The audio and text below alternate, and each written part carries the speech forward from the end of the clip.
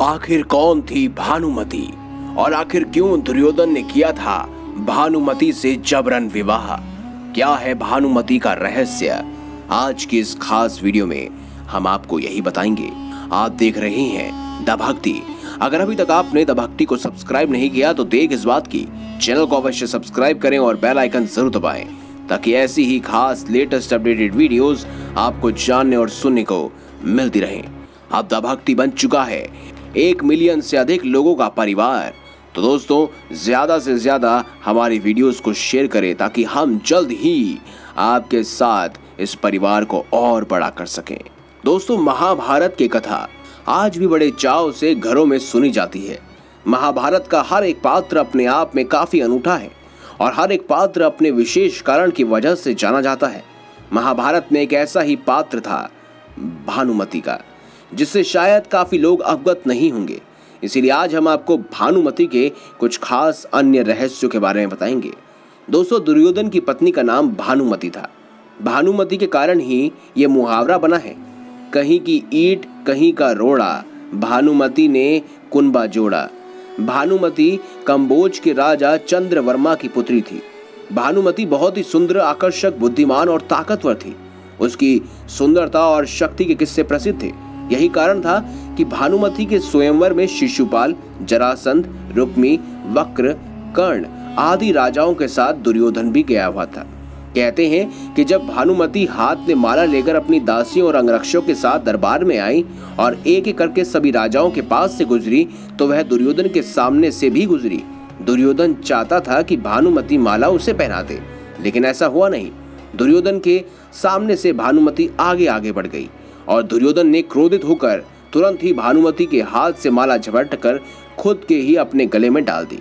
इस दुष्ट कार्य को देखकर सभी राजाओं ने तलवार निकाली।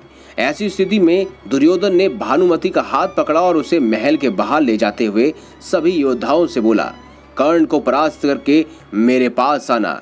यानी कि उसने सभी योद्धाओं से कर्ण से युद्ध की चुनौती दे दी, जिसमें कर्ण ने सभी को परास्त कर दिया। लेकिन जरासंध से कर्ण का युद्ध देर तक चला। जरासंध ने दुर्योधन की बीवी भानुमति के स्वयंवर में भी भाग लिया था। जब दुर्योधन जबरन भानुमति को अपनी पत्नी बनाना चाह रहा था, तब जरासंध और कर्ण दोनों कुल मिलाकर 21 दिन तक दोनों के बीच युद्ध चला, जिसमें कर्ण जीता और पुरस्कार में जरासंध ने कर्ण को मालिनी का राज्य दे दिया। ये जरासंध की पहली हार थी दोस्तों। और वहीं इस तरह दुर्योधन ने भानुमति के साथ जबरन विवाह किया।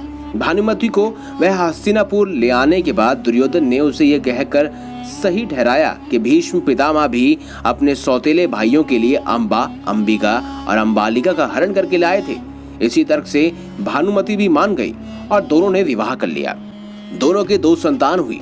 एक पुत्र लक्ष्मण था, जिसे अभिमन्यु ने युद्ध में मार दिया था, और पुत्री लक्ष्मणा थी, जिसका विवाह कृष्ण के जामवंती से जन्मे पुत्र सांब से हुआ था।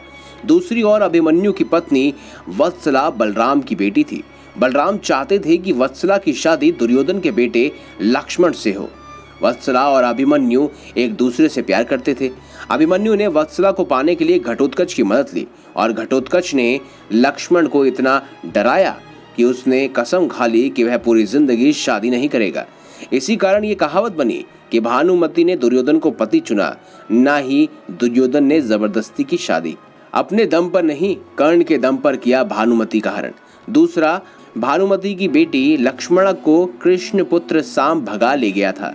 तीसरा पुत्र लक्ष्मण की इच्छा पूरी नहीं हुई और वह अभिमन्यु के हाथों युद्ध में वीर गति को प्राप्त हुआ।